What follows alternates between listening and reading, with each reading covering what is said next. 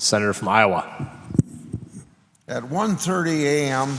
Wednesday morning, an omnibus appropriation bill was filed to keep government operating for the remainder of this fiscal year.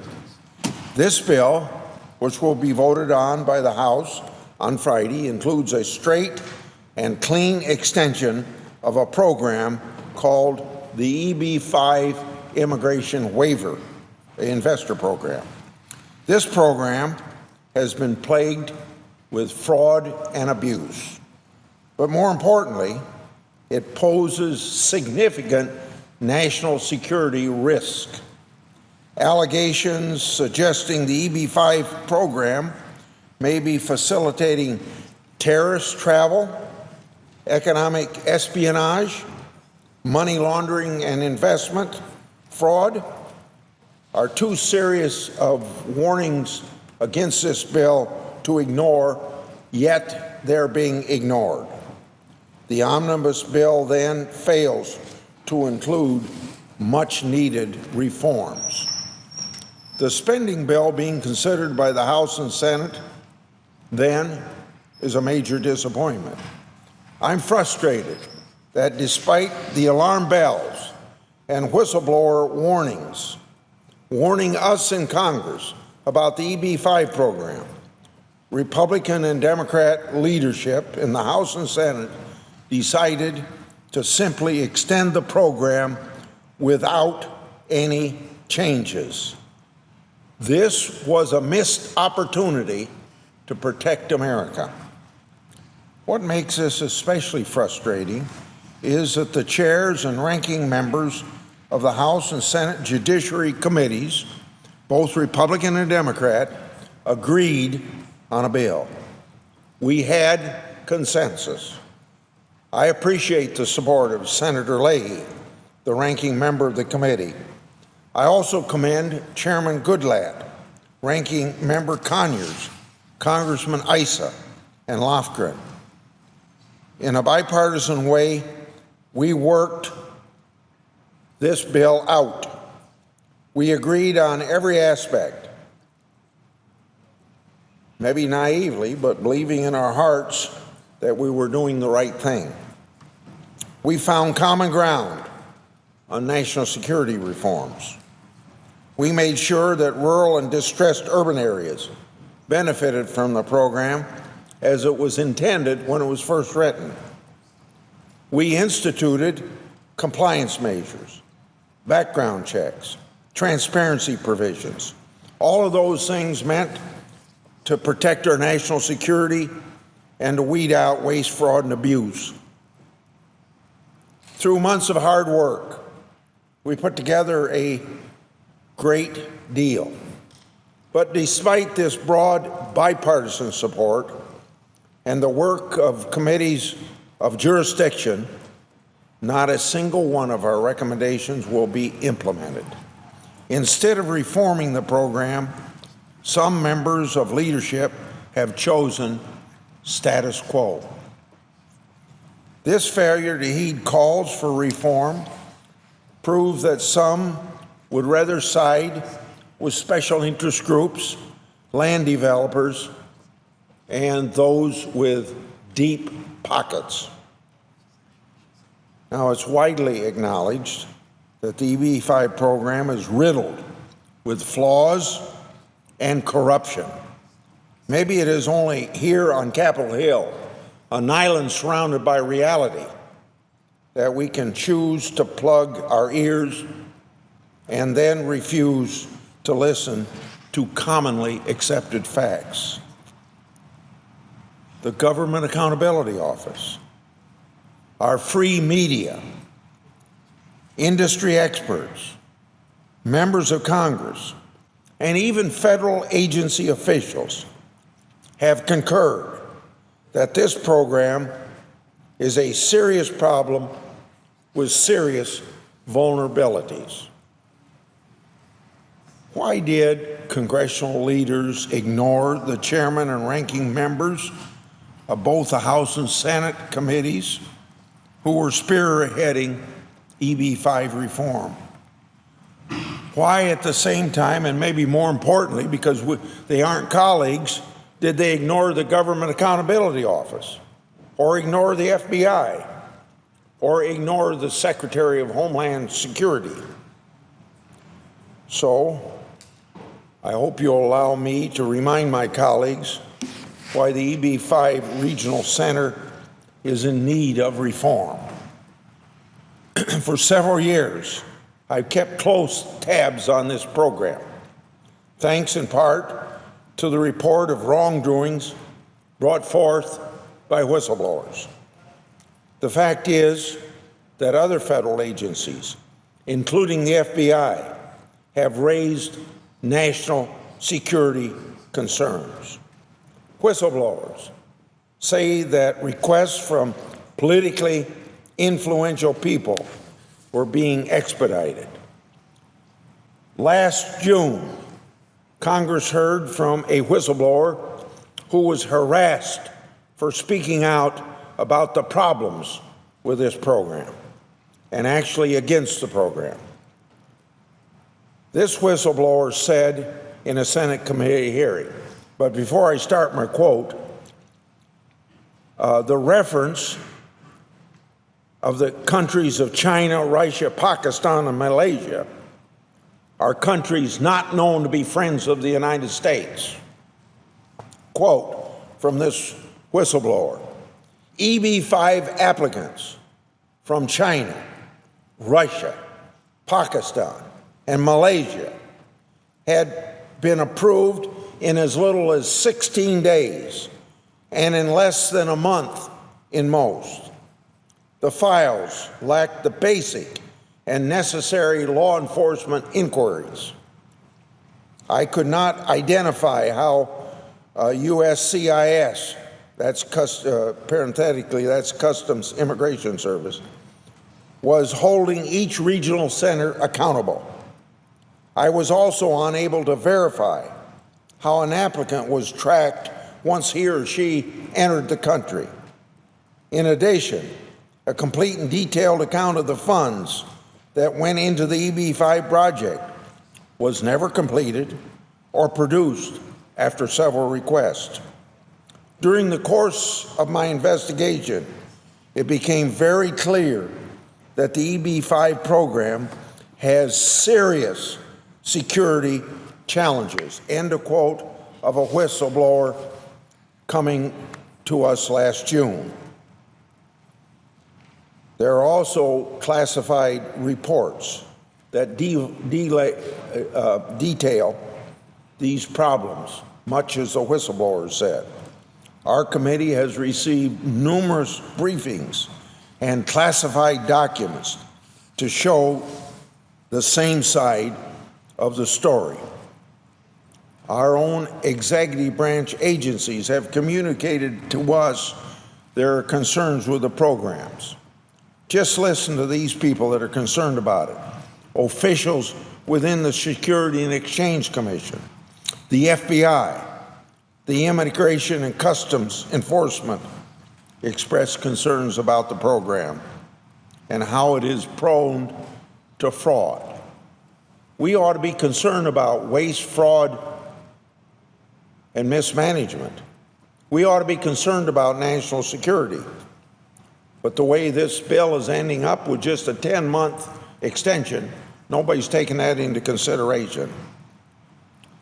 I want to quote from an internal national security report stating, quote, as in any instance where significant investment funds are raised, the regional center model is vulnerable to abuse.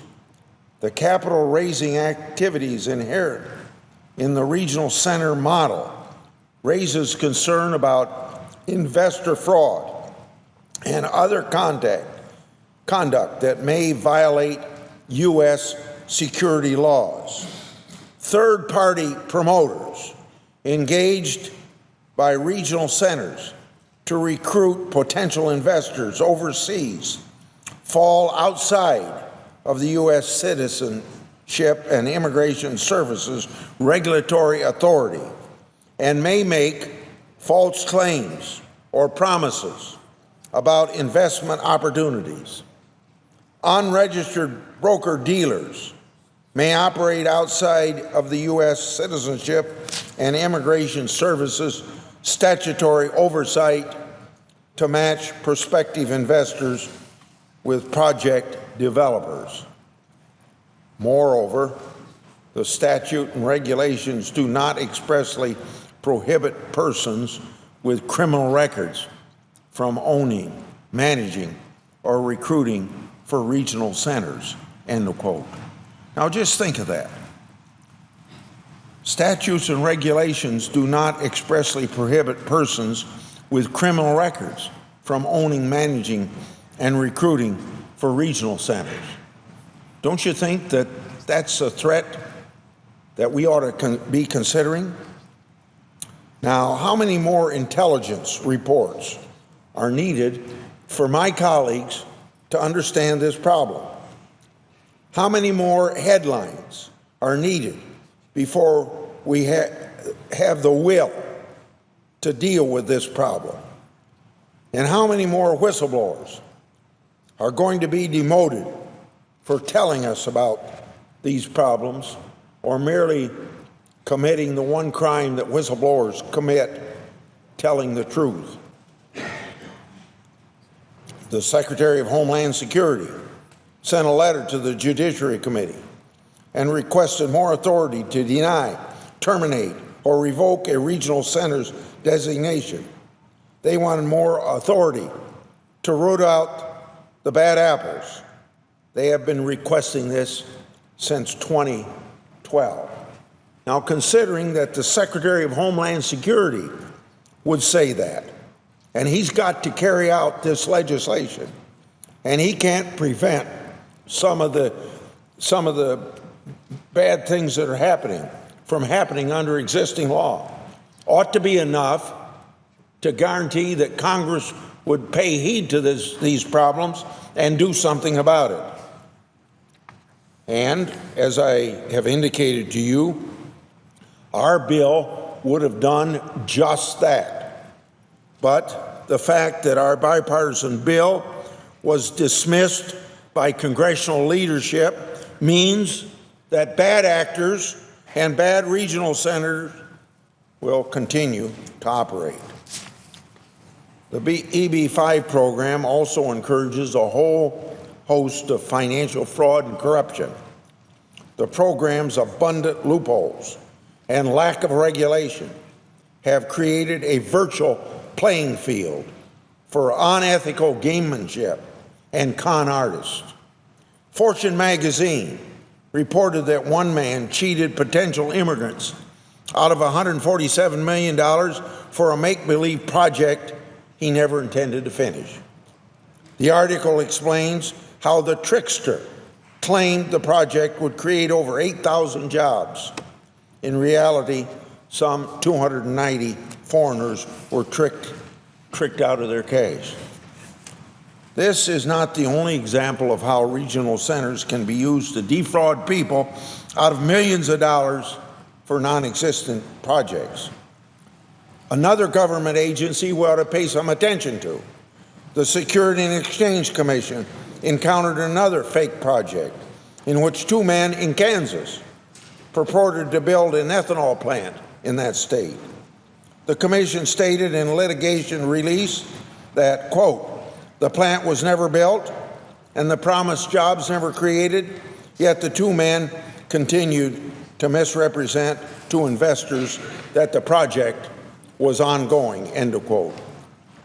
That same report goes on to say that millions of dollars of investor money was used for other purposes. Can you believe this? Even going to another completely unrelated project in the Philippines. Just last month, the National Law Review reported another case in which Security and Exchange Commission filed suit against the owner of a regional center who allegedly stole $3.5 million of EB-5 funds. The owner claimed that all the money provided from the foreign investors would be held in escrow until the approval of their green cards.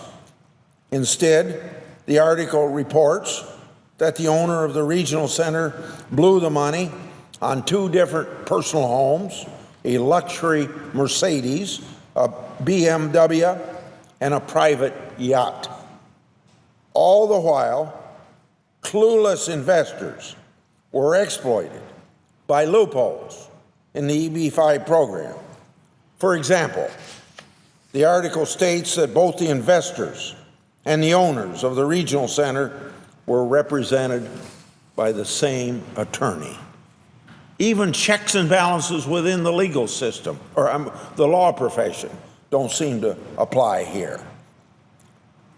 But for many potential EB immigrants, a safe investment is not the main concern. Because, you know, it's simple. You can buy your way into the United States.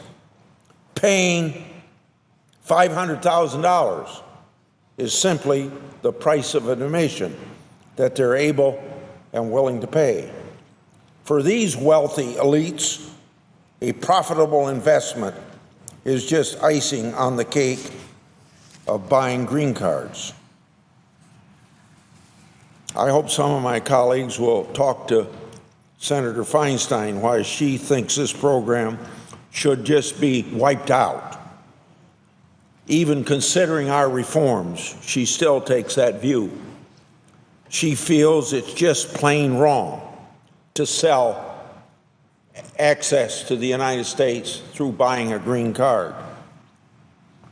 A lot of the debate in the past 2 months has been on targeted employment area reforms. The targeted employment areas created by Congress to steer foreign investment to rural and distressed areas have been greatly abused. The designations have been gerrymandered just like congressional districts, to include the most lavish developments in the richest neighborhoods, where this law of 20 years was never expected to be used. Because these are not distressed areas as were anticipated by the original law. Hudson Yards project has generated millions of dollars for a luxury apartment complex in Midtown Manhattan. And Manhattan was in here complaining about needing investment, when every day you read in the newspaper that Chinese entrepreneurs are investing in New York all the time. Not far away, another flagrant example of gerrymandering is the Battery Maritime building right next to Wall Street in Lower Manhattan. The New York Times described it by saying it, quote, snakes up through the Lower East Side, skirting the wealthy enclaves of Battery Park City and Tribeca, and then jumps across the East River to annex the Farragut Houses project in Brooklyn. That's the gerrymandering that goes on here to get a project in a very wealthy part of New York to qualify. So I have to ask my fellow senators, how many more media reports will it take to understand the extent of EB-5 gerrymandering? Have the senators who helped table our reforms ever read those reports in the Wall Street Journal? I can say with certainty that the status quo will not benefit middle America. It benefits New York City and other affluent areas at the expense of areas in Iowa, Kentucky, Wisconsin, Vermont. Or another way to put it, it's not going to benefit those that was the original intent of the legislation passed 2 decades ago, that it was supposed to deal with rural areas and with high unemployment areas. Some may say that there wasn't enough debate or public input on EB-5 reforms. Well, I'd like to walk through just how much debate we've had on this issue, besides what's very obvious from the newspaper reports, or from what whistleblowers say, or what the FBI says, or what the Security and Exchange Commission says, or even the Secretary of Homeland Security says. Now, the history of our leading up to this legislation, the Judiciary Committee held a hearing on the program in late 2011. In every hearing since, in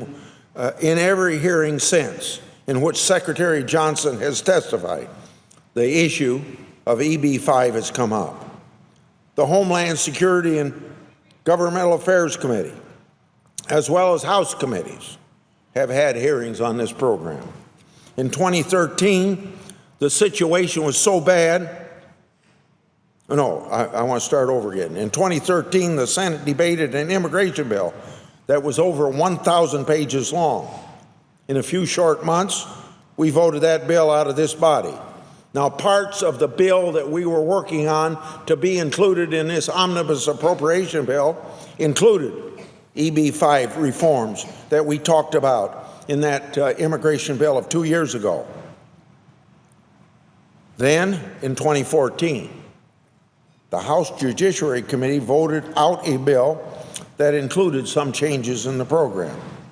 The bill would have raised the investment level to $1.6 billion. This year in June, Senator Leahy and I introduced S-1501. We called it the American Jobs Creation and Investment Promotion Reform Act.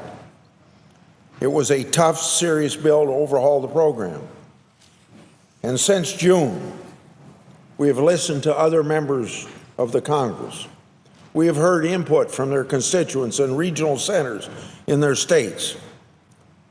We listened to shareholders. We met with lawyers, lobbyists, regional center operators. We listened to groups that represent trade and labor union groups. We met with the agency at the Department of Homeland Security that runs the program. We worked with them and the Security and Exchange Commission on language. We consulted other congressional committees. We took this input from a wide range of sources and made changes to our bill. On November the 7th, we circulated a new draft with Chairman Goodlatte, chairman of the Senate Judiciary Committee. Ranking Member Conyers of that committee joined our conversation as well, and I want to tell you that Ranking Member Conyers has had invaluable input into this bill. So again, I want to emphasize, because that's what the leadership of this body is always talking about, do things in a bipartisan way. So again, we had a bipartisan, bicameral agreement with 4 leaders of the Committee of Jurisdictions. The leaderships of both bodies said that committees would do their job and be relevant to the legislative process again, except for HB5 program, evidently. And we weren't the only ones that wanted action. We had colleagues like Chairman Corker and Chairman Johnson on November the 6th joined me in sending a letter to leaders McConnell and Reid, urging them to include critical provisions that would better guard against fraud and abuse and give the Department of Homeland Security, the ability to terminate centers that Secretary Johnson didn't feel he had the authority to terminate, and where there was obvious fraud should have been terminated. Now, as I just said about Senator Feinstein, I had referred to her position on this issue. She'd prefer to see the program end. In early November, she wrote, quote, "We have seen in recent years that the program is particularly vulnerable to security frauds. According to legal complaints, applicants for some projects were swindled out of their investment, and jobs were never created. When the program comes up for renewal in December, Congress should allow the program to die." End of quote. Now, she's a respected member of this body, very involved in national security and intelligence issues. And when she sees something wrong with a program like this, we ought to pray, we ought to give it the proper attention. Now, 2 weeks ago, the Judiciary staff was asked, after all these changes were made in the bill, to come in and talk to Democrat and Republican leadership. Staff was asked to hear out the U.S. Chamber of Commerce, the Real Estate Roundtable, and other industry representatives. Now, I don't think there's anything wrong with listening to anybody's view about any legislation we have, whether it's an individual or an organization representing individuals. But to have them right there in the room writing legislation, I think, goes a little bit too far. On that first day in December negotiations, there was a lot of discussion about how New York wouldn't be able to compete with rural America if our reforms were enacted. They thought the bill was unfair to urban areas, and they wanted every project in the country to qualify for the special targeted employment area designation. The solution was to provide a set-aside of visas at the higher levels to ensure they could use the program. So it was apparent, and an agreement was in the works. But you find out later it's not really an agreement that works. When you've got these greedy people coming to talk to you, there's no end to what they're going to ask for. So when the group returned the next day for discussion, the U.S. Chamber of Commerce and the Real Estate Roundtable, along with a small group of developers represented by law firms in town, came with yet another new list of demands. They had half a dozen major issues, not to mention what they called so-called technical changes. After nearly 12 hours in the room with EB-5 protectionists, Judiciary Committee staff conceded and tried to find common ground, because we wanted to at least take care of these national security issues and get some of the fraud out of the program. They left, this group I'm talking about, left with an agreement in concept. But again, you think you're satisfied, you got something to go, and then all of a sudden you find out the next day when staff was called in to finalize the language, the industry said they wanted more. This is a very common theme. The industry wanted more, and they wanted more, and they wanted more. It made one really wonder if they actually wanted a bill with reforms. Now we find out the way this thing was handled in the end, they didn't want any bill. This was an effort to hoodwink people into what we thought was good faith negotiation, to turn out that it wasn't good faith. Then after all the concessions made to the industries, some members in the Senate came to us and wanted to make even more concessions. Despite all these challenges, the four corners of the Judiciary Committee compromised more. We gave in on many areas for the sake of national security and hopefully taking fraud out. We tried to strike an agreement as much as it made the bill weaker, because the security reforms are also desperately needed. But after all that, our House and Senate leadership failed us. They extended the program without any changes whatsoever for 10 months in the appropriation bill that we will vote on tomorrow. No reforms, no plugs for national security, no safeguards against fraud and abuse. It'll go on for at least another 10 months. The bill we presented to the Republican and Democrat leadership took into consideration edits from the industry, from immigration attorneys, and several congressional offices. So I'm very disappointed that the leadership simply extended a very flawed program. But I also know that the product that we had provided them on Monday night did not accomplish very much that we were hoping to accomplish, and was a very flawed, compromise bill. It was really watered down too much. It was a giveaway to New York City, Texas, and rich developers who simply wanted to protect their projects. It was a giveaway to affluent urban areas and a failure to rural America or areas with high unemployment, as was originally intended 2 decades ago when this bill was put in. Now, we have the benefit this morning of some enlightenment on how all this happened. I have here an ABC News report that more than $30 million was spent this year alone in a lobbying effort against the reforms. $30 million. So I'd like unanimous consent, Mr. President, to insert the ABC article titled "Lobbyists Declare Victory After Visa Reforms Measure Dies Quietly."